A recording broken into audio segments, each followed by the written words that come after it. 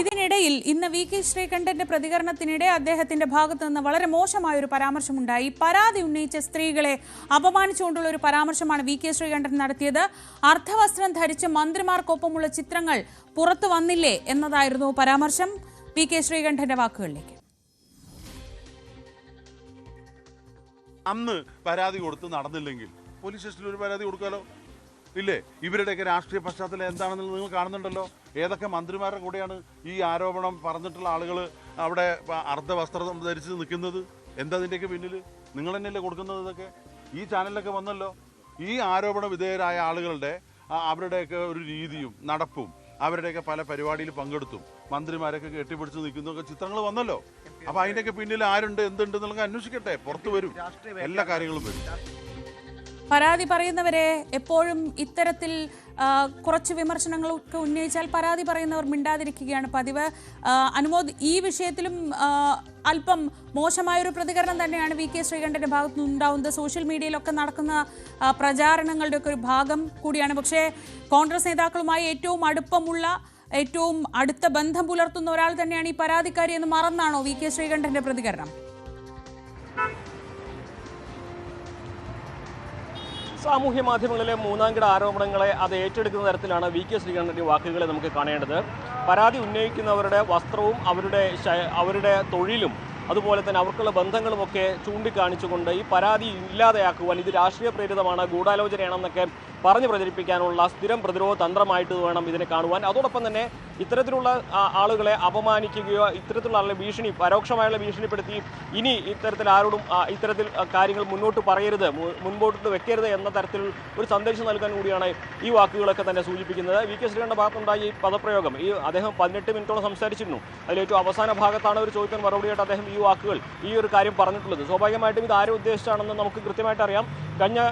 കഴിഞ്ഞ ഇന്നുമായിട്ട് സാമൂഹ്യ മാധ്യമങ്ങളിൽ മുഴുവൻ, പ്രത്യേകിച്ച് കോൺഗ്രസിൻ്റെ പ്രൊഫൈലുകളിലും കോൺഗ്രസിൻ്റെ ഹാൻഡിലുകളിലും നിറയുന്നത്, UDFിൻ്റെ ഹാൻഡിലും നിറയുന്നത് ഇത്തരത്തിലുള്ള കമൻറ്റുകളും ഇത്തരത്തിലുള്ള ഫോട്ടോകളും വെച്ചുള്ള വലിയ തോതിലുള്ള ന്യായീകരണ ശ്രമങ്ങളാണ്, ക്യാപ്സ്യൂളുകളാണ്. അതിൻ്റെ ചൂട് പിടിച്ച് തന്നെ വേണം വി കെ ശ്രീകണ്ഠൻ്റെ ഈ വാക്കുകളെയും കാണുമ്പോൾ ഒരു തരത്തിലും ന്യായീകരിക്കാനോ ഒരു തരത്തിലും ഇതിനെ പിന്തുണയ്ക്കുവാനോ കഴിയുന്നതല്ല. കാരണം പരാതി ഉന്നയിച്ചവരുടെ വ്യക്തിത്വത്തെ തന്നെ അപമാനിക്കുകയും കളങ്കിതമാക്കുകയും ചെയ്യുന്ന തരത്തിലുള്ള പരാമർശമാണ് വി കെ ശ്രീകണ്ഠന്റെ ഭാഗത്ത് ഉണ്ടായെന്ന കാര്യത്തിൽ യാതൊരു തർക്കമില്ല. അദ്ദേഹം ബോധപൂർവമാണോ അതോ ഈ സാധാരണഗതിയിൽ കോൺഗ്രസ്സുകാരൊക്കെ പ്രതിരോധിക്കുന്ന തരത്തിലും അദ്ദേഹം ഇതിനെ പ്രതിരോധിച്ചാണോ എന്നുള്ളതാണ് അറിയേണ്ടത്. എന്താണെങ്കിലും തികച്ചും ഒഴിവാക്കേണ്ടതായ ഒരു പരാമർശമായിരുന്നു ഉത്തരവാദിത്തപ്പെട്ട സ്ഥാനത്തിരിക്കുന്ന MP എന്ന നിലയിൽ വി കെ ശ്രീകണ്ഠൻ നടത്തിയതെന്ന കാര്യത്തിൽ ഒരു തർക്കവുമില്ല. തിരികെ ഈ രാഹുലിനെതിരായ പരാതിയിലേക്ക് വരുമ്പോൾ ഇപ്പോൾ വി ശിവൻകുട്ടി അടക്കം ഉന്നയിച്ച ആരോപണങ്ങൾ നമ്മൾ കേട്ടു, അല്ലെങ്കിൽ ആവശ്യം കേട്ടു. അത് രാഹുൽ മാങ്കൂട്ടത്തിൽ ഒരു നാണക്കേടാണ് എന്ന രീതിയിലാണ്. പാലക്കാട് മണ്ഡലത്തിൽ ഈ വിഷയത്തെ എങ്ങനെയാണ് കാണുന്നത്? രാഹുലിന്റെ രാജി എന്നൊരാവശ്യത്തെ അവിടുത്തെ കോൺഗ്രസ്സുകാർ എങ്ങനെ കാണുന്നു? രാഹുലിനെതിരെ ഉയരുന്ന ഈ ആരോപണങ്ങളെ, അവിടെ നമുക്കറിയാം കോൺഗ്രസിൽ തന്നെ വലിയ പ്രശ്നങ്ങളൊക്കെ ഉണ്ടായിരുന്നതാണ്. ഈ ആരോപണങ്ങളെ പാലക്കാട്ടെ കോൺഗ്രസ് എങ്ങനെയാണ് എടുക്കുന്നത്? തീർച്ചയായും വളരെ പ്രധാനപ്പെട്ട ഒരു കാര്യമാണ് ശ്രീജാത. നമുക്കറിയാം രാഹുൽ മാങ്കൂട്ടത്തിലിനെ ഇവിടെ സ്ഥാനാർത്ഥിയാക്കുന്നതിന് മുൻപ് തന്നെ കോൺഗ്രസിൽ വലിയ തോതിൽ തന്നെ പ്രതിഷേധം ഉയർന്നിരുന്നു. കെ മുരളീധരനെ സ്ഥാനാർത്ഥിയാക്കണമെന്നാവശ്യപ്പെട്ട് ശ്രീകണ്ഠനും അതുപോലെ DCC അധ്യക്ഷനൊക്കെ കത്ത് നൽകിയത് പുറത്തു വന്നിരുന്നു. അത്തരത്തിൽ ഈ രാഹുൽ മാങ്കൂട്ടത്തിൽ പ്രഖ്യാപിച്ചപ്പോൾ അവരുടെ നേതൃത്വത്തിൻ്റെ നിർദ്ദേശമായി ഏറ്റെടുത്തു, നടപ്പാക്കി എന്നതിനപ്പുറം ഇനി ഒരിക്കൽ കൂടി ഈ ഒരു തീരുമാനത്തിലേക്ക്, അല്ലെങ്കിൽ രാഹുൽ മാങ്കൂട്ടത്തിൽ ഇവിടെ സ്ഥാനാർത്ഥിയാകുന്നൊരു സാഹചര്യം ഒഴിവാക്കാനുള്ള നടപടികൾ ഇപ്പോൾ തന്നെ കോൺഗ്രസിന്റെ ഭാഗത്ത് തുടങ്ങിയിട്ടുണ്ട്. നേരത്തെ തന്നെ ഷാഫിക്കെതിരെ പ്രവർത്തിക്കുന്ന വലിയൊരു വിഭാഗം പാലക്കാട് ഉണ്ട്, അതൊരു വസ്തുതയാണ്. അപ്പോൾ ആ ഗ്രൂപ്പിന് ശക്തി നൽകുന്ന തരത്തിലേക്കുള്ള സാഹചര്യമാണ് ഇവിടെ എത്തിയിരിക്കുന്നത്. പാർട്ടിക്കുള്ളിലും പുറത്തുമൊക്കെ രാഹുൽ മാങ്കൂട്ടത്തിനെതിരെ ഉയർന്ന പ്രതിഷേധങ്ങൾ വലിയ തോതിൽ തന്നെ ഷാഫി വിരുദ്ധ ഗ്രൂപ്പ്, ഷാഫി രാഹുൽ വിരുദ്ധ ഗ്രൂപ്പ് ഇവിടെ ഉപയോഗിക്കുമെന്ന കാര്യത്തിൽ സംശയമില്ല. അതിനുള്ള ചർച്ചകളും പലയിടത്തും രഹസ്യമായി തുടങ്ങിയിട്ടുണ്ട്. പരസ്യമായിട്ടുള്ള പ്രതികരണങ്ങളിലേക്കോ അത്തരത്തിലുള്ള കാര്യങ്ങളിലേക്കോ വന്നില്ലെങ്കിൽ പോലും ഒരിക്കൽ കൂടി രാഹുൽ മാങ്കൂട്ടത്തിൽ ഇവിടെ മത്സരിക്കാതിരിക്കാൻ വേണ്ട നീക്കങ്ങൾ ഇവിടെ നിന്ന് പാലക്കാടിൻ്റെ കോൺഗ്രസിൻ്റെ ഭാഗത്ത് ഉണ്ടായിട്ടുണ്ട്. കാരണം ഇതൊരു രാഹുൽ മാങ്കൂട്ടത്തിനെതിരെ ഉപയോഗിക്കാൻ കഴിയുന്ന ഏറ്റവും ശക്തിമത്തായ ഒരു ആയുധമാണ്. ഷാഫിക്കെതിരെ പ്രയോഗിക്കാൻ കഴിയുന്ന വലിയ വിമർശനമാണ്. അപ്പോൾ ഇത്രയും കാലം ഷാഫിക്കും അതേപോലെ ഷാഫിയുടെ ഒപ്പമുള്ളവർക്കുമെതിരെ വിമർശനങ്ങളും അവരെ ഒറ്റപ്പെടുത്തുവാനും നോക്കിയിരുന്നവർക്ക് ലഭിച്ച അവസരമാണ്. കൃത്യമായി കോൺഗ്രസിൻ്റെ സ്വഭാവം അനുസരിച്ച്, ഗ്രൂപ്പ് രാഷ്ട്രീയ സ്വഭാവം അനുസരിച്ച് ഇത് വരുന്ന തെരഞ്ഞെടുപ്പിൽ ഉപയോഗിക്കുകയും അവർക്ക് ഷാഫിക്കെതിരെയുള്ള നീക്കമായിട്ട് ഇതിനെ മാറ്റുവാനും കഴിയുമെന്ന കാര്യത്തിൽ തർക്കമില്ല. അത്തരത്തിലുള്ള നീക്കങ്ങളും ചർച്ചകളുമൊക്കെ അണിയറയിൽ നടക്കുന്നുണ്ട് എന്നുള്ളൊരു വസ്തുതയാണ്. എപ്പോഴാണത് പരസ്യമായിട്ടൊരു ഒരു പ്രതികരണമായിട്ടോ പ്രതിഷേധമായിട്ടോ വരിക എന്നുള്ളതാണ് അറിയേണ്ടത്. എന്നിട്ടാണെങ്കിൽ രാഷ്ട്രീയമായിട്ട് കോൺഗ്രസിന് അകത്തും ഇതിന് ഈ സംഭവവികാസങ്ങളിൽ വലിയ അണിയറ നീക്കങ്ങൾ നടക്കുന്നു എന്നുള്ളതൊരു വസ്തുതയാണ്. പക്ഷേ പുറത്തേക്ക് ഈ ഘട്ടത്തിൽ രാഹുലിനെ പ്രതിരോധിക്കേണ്ട സാഹചര്യമായതുകൊണ്ട് അത് പുറത്തു വരുന്നില്ല. പക്ഷേ ഇത് വരും ദിവസങ്ങളിൽ വലിയ തോതിൽ തന്നെ പാലക്കാട്ടെ കോൺഗ്രസിലും വലിയ ചർച്ചകൾക്ക് വഴി തുറക്കുമെന്ന കാര്യത്തിൽ ഒരു തർക്കവുമില്ല. CV അനുമോദാണ് വിവരങ്ങൾ നൽകിക്കൊണ്ടിരിക്കുന്നത്. എന്തായാലും ഇപ്പോൾ രാഹുൽ മാങ്കൂട്ടത്തിലിന്റെ രാജി, MLA സ്ഥാനത്തു നിന്നുള്ള രാജി വേണ്ട എന്നൊരു നിലപാടിലേക്ക് തന്നെയാണ് കോൺഗ്രസ് എത്തിയിരിക്കുന്നത്. CPM-ഉം BJP-യും ഒക്കെ ആ ആവശ്യം ഉന്നയിക്കുന്നുണ്ടെങ്കിലും മുൻപ് പലതവണ ആരോപണങ്ങൾ ഉയർന്ന സാഹചര്യത്തിൽ, പ്രത്യേകിച്ച് P. ശ്രീരാമകൃഷ്ണനോ അല്ലെങ്കിൽ കടകംപള്ളി സുരേന്ദ്രനോ ഒക്കെ നേരെ ആരോപണങ്ങൾ ഉയർന്ന M. മുകേഷ് MLA-ക്കൊക്കെ എതിരെ ആരോപണങ്ങൾ ഉയർന്ന സാഹചര്യത്തിൽ അവർ രാജിവെച്ചിട്ടുണ്ടോ എന്ന ചോദ്യം ഉയർത്തിക്കൊണ്ടൊരു പ്രതിരോധത്തിനാണ് തൽക്കാലം കോൺഗ്രസ് തയ്യാറെടുക്കുന്നത്. നിയമപരമായി രാഹുലിനെതിരെ എന്തെങ്കിലും പരാതി വരികയാണെങ്കിൽ മാത്രം അങ്ങനെ ഒരു നടപടിയിലേക്ക് കടന്നാൽ മതി. ഇപ്പോൾ നിലവിലത്തെ സാഹചര്യത്തിൽ സംഘടനാ തലത്തിലുള്ള ഒരു നടപടി തന്നെ തൃപ്തിയാണ്. അതൊരു അച്ചടക്ക നടപടിയുടെ ഭാഗമാണ്.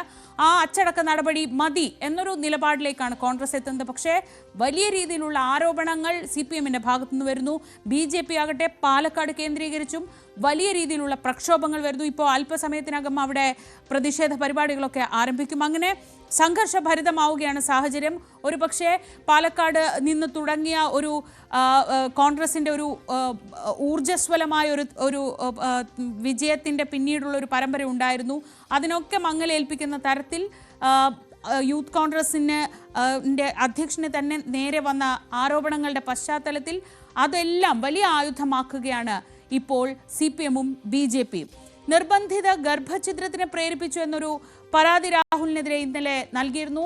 ആ പരാതിയിൽ രാഹുൽ മാങ്കൂട്ടത്തിനെതിരെ എന്തായാലും ഉടൻ കേസെടുക്കില്ല എന്ന വിവരം കൂടി പുറത്തു വരികയാണ്. കൂടുതൽ തെളിവുകൾ ലഭിക്കുകയോ പുറത്തു വന്ന ശബ്ദ സന്ദേശത്തിലെ ഇര നേരിട്ട് വരികയോ ചെയ്താൽ മാത്രം കേസെടുത്താൽ മതി എന്നാണ് പോലീസിന് ലഭിച്ച നിയമോപദേശം.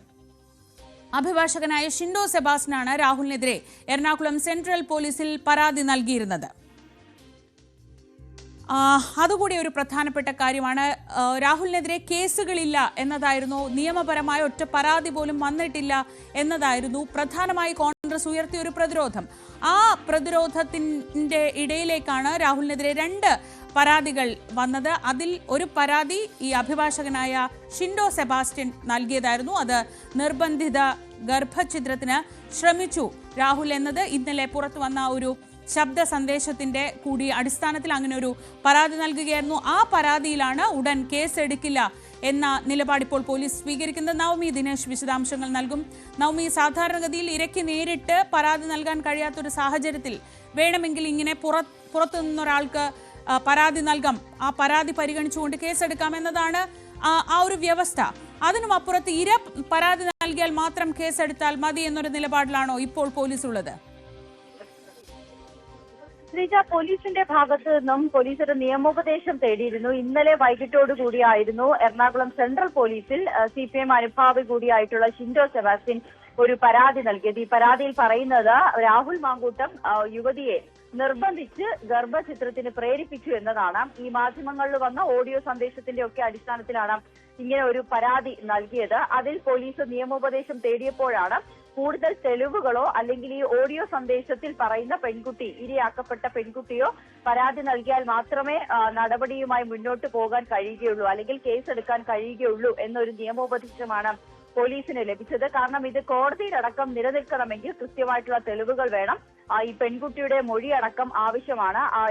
ഇല്ല എന്നുണ്ടെങ്കിൽ പാതി വഴിയിൽ ഈ കേസ് അവസാനിക്കാനുള്ള ഒരു സാധ്യതയുണ്ട്. അതുകൊണ്ട് തിടുക്കപ്പെട്ട് കേസെടുക്കേണ്ടതില്ല എന്നൊരു നിയമോപദേശമാണ് സെൻട്രൽ പോലീസിന് ലഭിച്ചിരിക്കുന്നത്. അതിന്റെ അടിസ്ഥാനത്തിൽ തൽക്കാലം ഷിൻഡോയുടെ പരാതിയിൽ കേസെടുക്കത്തില്ല എന്നാണ് നമുക്ക് ഏറ്റവും ഒടുവിലായി ലഭിക്കുന്ന വിവരം. കൂടുതൽ പരാതികൾ അല്ലെങ്കിൽ കൂടുതൽ തെളിവുകൾ ഈ പെൺകുട്ടിയുടെ മൊഴി അടക്കം ലഭിക്കുകയാണെങ്കിൽ തുടർ നടപടികളുമായി മുന്നോട്ട് പോകാനാണ് പോലീസും തീരുമാനിച്ചിരിക്കുന്നത്. ഇനിയൊരു പരാതി വരികയാണെങ്കിൽ ഇപ്പോൾ രാഹുലും ഇന്നലെ ചോദിക്കുന്ന ചോദ്യം അതായിരുന്നു, നവമി, ഇതുവരെ എനിക്കെതിരെ ഒരു പരാതിയില്ല, ഗർഭഛിദ്രത്തിന് നിർബന്ധിച്ചു എന്ന് നിങ്ങളോട് പറഞ്ഞോ, ഈ തരത്തിലുള്ളതൊക്കെയാണ്. അപ്പോൾ ഇതിൽ ഒരു നിയമപരമായി പരാതിപ്പെടാൻ ആരും വരില്ല എന്നൊരു ധൈര്യം ഇന്നലെ രാഹുൽ ആ വാർത്താ സമ്മേളനത്തിൽ ഉടനീളം പ്രകടിപ്പിച്ചിരുന്നു. അപ്പൊ അങ്ങനെ ഒന്നും വന്നില്ലെങ്കിൽ രാഹുലിനെതിരെ തൽക്കാലം ഇങ്ങനെ തന്നെ ഈ അച്ചടക്ക നടപടി, സംഘടനാ തലത്തിലുള്ള ഈ നടപടിക്ക് അപ്പുറത്തേക്ക് കാര്യങ്ങൾ പോവില്ല, അങ്ങനെയാണോ നമ്മൾ ഇപ്പോൾ മനസ്സിലാക്കുന്നത്?